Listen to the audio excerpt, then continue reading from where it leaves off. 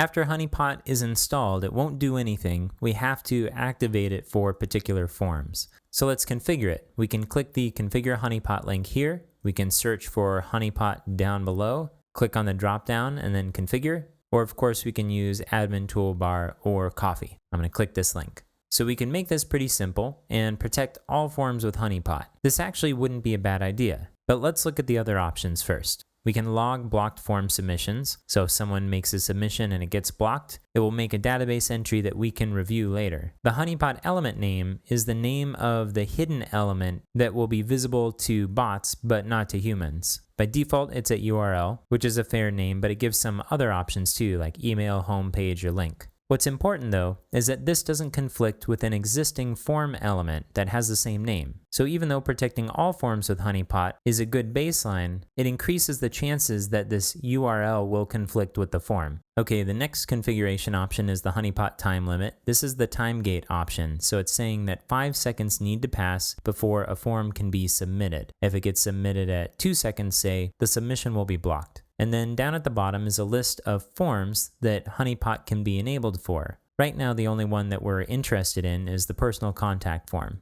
So let's check that for now instead of protecting all forms with Honeypot. Later, if we run into spam problems with a wide variety of forms on our site, we can enable that. I'll click Save Configuration.